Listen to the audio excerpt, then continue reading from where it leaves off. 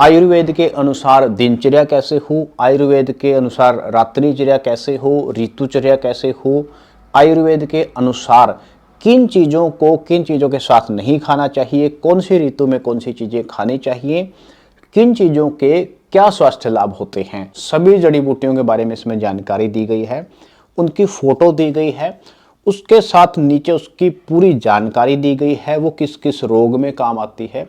अगर इस तरह की जानकारी आप चाहते हैं, आप अपने आसपास की प्रकृति को समझना चाहते हैं, आप चाहते हैं कि आप कोई भी पौधा देखें उसके बारे में बता सकें कि पौधा किस बीमारी में काम आ सकता है, उसका लाभ जरूर उठाना चाहिए। क्योंकि हमारे महापुरुषों ने इतनी मेहनत किसके लिए की है, उन्होंने उस समय जब कलम और दवात और कागज भी नहीं होते थे तब भी जानकारियों को सूत्रों के माध्यम से संजो करके 5-5 हजार साल बाद आज हमें वो चीज़ें मिली हैं। मुझे पिछले कई दिनों से आप लोगों के मैसेज मिल रहे हैं जिसमें आप लोगों के ज़्यादातर मैसेज होते हैं कि अगर हमें आयुर्वेद की जानकारी लेनी है, आयुर्वेद के बारे में हम जानना चाहते हैं तो कौन सी किताब पढ़ें या आप कौन सी किताब पढ़ते हैं। देखिए, सबसे पहले तो मैं आपकी सोच को काबिल तारीफ मानता हूँ, क्योंकि हमारे पुरखों ने जो हजारों सालों की मेहनत की, हमारे पुरखों ने इतनी अच्छी अच्छी किताबें लिखी, इतनी गहन अध्ययन उन चीज़ों पे किया।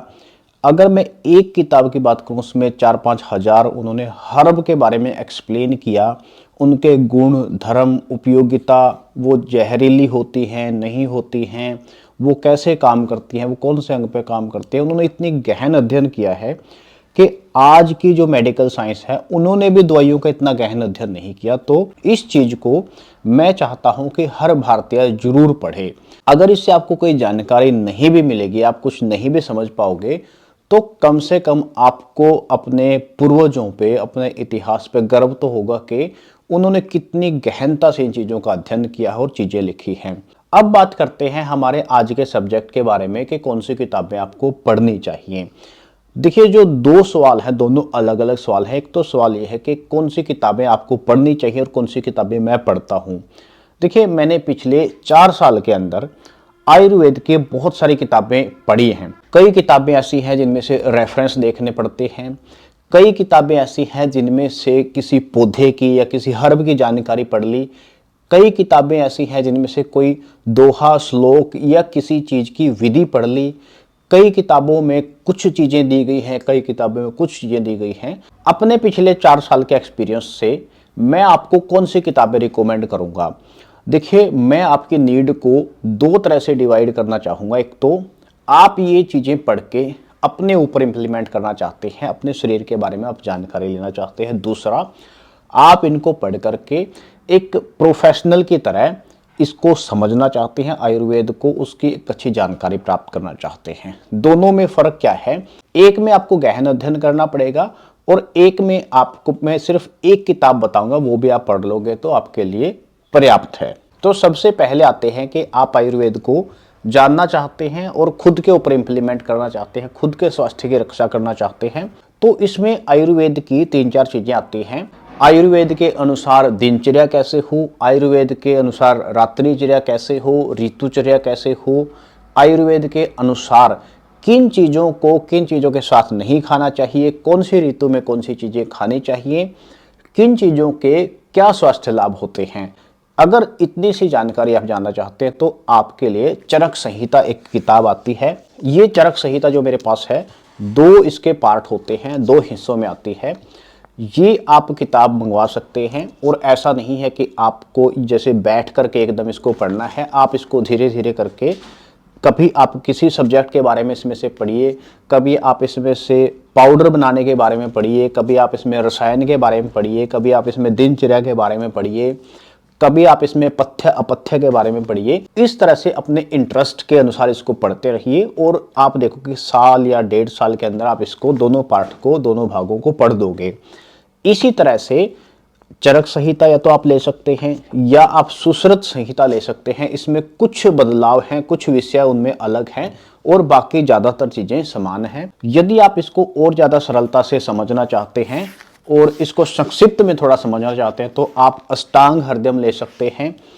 अष्टांग हृदयम का एक ही भाग आता है और ये सभी चीज़ें आप अष्टांग हृदय में भी बड़ी आसानी से समझ सकते हैं। इसको यदि आप पढ़ लोगे तो आपको खाने पीने की जानकारी आ जाएगी, रहने की जानकारी आ जाएगी, किस तरह से आयुर्वेद के अनुसार दिनचर्या होती है, किस तरह से ऋतुचर्या होती है, साल के कौन से महीने में क्या खाना चाहिए, साल के कौन से महीने में क्या पहनना चाहिए, किस तरह से रहना चाहिए, किन चीज़ों के साथ क्या क्या चीज़ें खाने से साइड इफेक्ट होते हैं, और इस तरह की बहुत सारी जानकारी आप इसमें से प्राप्त कर सकते हैं। इसके बाद यदि आपका इंटरेस्ट ये जानने में है कि प्रकृति में हम बहुत सारी चीज़ें देखते हैं, बहुत सारे पौधे देखते हैं, वो कौन सा पौधा क्या काम करता है, किस बीमारी में काम आता है, किस बीमारी में उसको किस तरह से खाया जाए, वो पौधा जो हम बाहर देखते हैं, गली में देखते हैं, वो किस किस बीमारी में काम आ सकता है, उसके गुण धर्म क्या हैं, वो टॉक्सिक है, वो फायदेमंद है। अगर आप ये सब चीज़ें जानना चाहते हैं तो एक किताब आती है, आयुर्वेद जड़ी बूटी रहस्य के नाम से किताब आती है। इस किताब के भी 2 भाग हैं। ये आचार्य बालकृष्ण जी ने लिखी है। इसमें आपको क्या मिलेगा, सभी जड़ी बूटियों का ये सार संग्रह है। सभी जड़ी बूटियों के बारे में इसमें जानकारी दी गई है, उनकी फोटो दी गई है, उसके साथ नीचे उसकी पूरी जानकारी दी गई है, वो किस किस रोग में काम आती है। अगर इस तरह की जानकारी आप चाहते हैं, आप अपने आसपास की प्रकृति को समझना चाहते हैं, आप चाहते हैं कि आप कोई भी पौधा देखें, उसके बारे में बता सकें कि पौधा किस बीमारी में काम आ सकता है, इस पौधे के क्या गुण धर्म हैं, ये पौधा कितना कीमती है, इससे कैसे दवाई बनाई जा सकती है, तो उस स्थिति में इसके 2 भाग आते हैं, आयुर्वेदिक जड़ी बूटी रहस्य। ये दोनों आप लेकर के पढ़ सकते हैं। इन सब किताबों के जो लिंक हैं अमेजोन से आप इनको खरीद सकते हैं, वो लिंक मैं आपको नीचे दे दूंगा। यदि फेसबुक पे आप देखोगे तो आपको मैं कमेंट में लिंक दे दूंगा। यदि आप यूट्यूब पे देखोगे तो वहां पे आपको डिस्क्रिप्शन में मैं लिंक दे दूंगा। इसके बाद एक और कैटेगरी है, कुछ लोग चाहते हैं कि वो पंसारी के पास जाएं, वो कुछ चीजें वहां से खरीदें और जो बीमारियां होती हैं उनकी दवाइयां बना सकें। अगर आप इस तरह की जानकारी चाहते हैं कि आप पंसारी के पास गए, आपको बुखार है, सर दर्द है, कमर दर्द है, घुटनों का दर्द है, सर दुखता है, या आपको कोई और बीमारी है, या किसी आपके जानने चाहने वालों को कोई बीमारी है और आप उसका इलाज वहां पे देख करके पंसारी से वो चीज़ें खरीद करके उसकी दवाई बना सकें। अगर आप इस तरह की जानकारी आयुर्वेद के बारे में लेना चाहते हैं तो एक किताब आती है। इस किताब का नाम है आयुर्वेद सार संग्रह।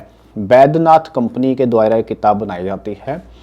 इसमें प्रॉपर तरीके से सभी बीमारियों के नाम दिए गए हैं, उनके लक्षण दिए गए हैं, उनके उपचार में कौन कौन सी औषधियाँ इस्तेमाल हो सकती हैं, और साथ में अलग अलग जो क्लासिकल मेडिसिन हैं, जो क्लासिकल मेडिसिन बहुत पुराने समय से किताबों में बताई जाती है, वो हिंदी के अंदर इसमें दी गई हैं। अगर आप इस तरह की जानकारी में इंटरेस्टेड हैं तो फिर आयुर्वेद सार संग्रह पढ़ सकते हैं। बहुत संक्षिप्त सी बुक है, सीधे सीधे इसमें पेट के रोग, सर दर्द के रोग, बदन के रोग, एलर्जी के रोग, ऐसे सीधे सीधे इसमें चीज़ें दी गई हैं और आप इसमें बड़े ही सरल तरीके से, बड़े ही आसान तरीके से चीज़ों को समझ सकते हैं और पढ़ सकते हैं। अगर आपको इलाज के प्रायोजन से चाहिए, आप प्रैक्टिस करना चाहते हैं, एक प्रॉपर तरीके से इलाज करना चाहते हैं, तो आप ये किताब पढ़ सकते हैं और ये किताब देख करके, पढ़ करके, इसमें से समझ करके चीज़ों को आप बड़ी आसानी से पंसारी के पास जाकर के दवाइयाँ ले सकते हैं। या आपकी कितनी समझ तो जरूर बन जाएगी कि आप दवाइयों को समझना शुरू कर दोगे कि इन दवाइयों की प्रकृति कैसी होती है, किस तरह के रोग में काम आती हैं। इसके अलावा भी काफ़ी सारी किताबें हैं। अगर आप और गहनता में जाना चाहते हैं, आप रसतंत्र सार पढ़ सकते हैं, या प्राकृतिक चिकित्सा पे काफ़ी सारी किताबें आती हैं, उनका अध्ययन कर सकते हैं, या आप चरक संहिता पढ़ने के साथ सुश्रुत संहिता का भी अध्ययन कर सकते हैं। उसमें काफ़ी सारे विषय अलग तरह से दिए गए हैं और इससे आपकी एक बड़ी समझ बनेगी। लेकिन इन सबको पढ़ने के लिए आपको एक लंबा समय चाहिए। आप ऐसा नहीं कर सकते कि 1 महीना आप दोगे या 2 महीने दोगे और ये सारी चीज़ें आप पढ़ लोगे और इनसे समझ पैदा कर लोगे। आप अपनी ज़रूरत के हिसाब से, जैसा मैंने अलग अलग कैटेगरी में बताया, अपनी ज़रूरत के हिसाब से आप एक किताब खरीदिए। ऐसा मत करिए कि सारी किताबें एक साथ खरीद लीजिए। अपनी ज़रूरत के हिसाब से, जिस तरह से आप आयुर्वेद को समझना चाहते हैं, उसको उपयोग करना चाहते हैं, उस तरह से एक किताब खरीदिए।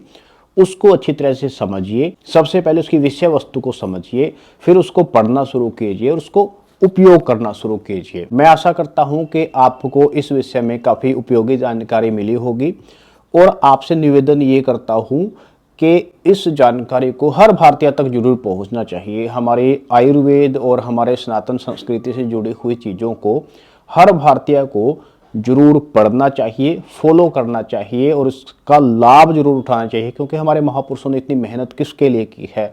उन्होंने उस समय जब कलम और दवात और कागज भी नहीं होते थे, तब भी जानकारियों को सूत्रों के माध्यम से संजो करके 5-5 हजार साल बाद आज हमें वो चीज़ें मिली हैं। तो यकीन मानिए वो चीज़ें बहुत उपयोगी हैं।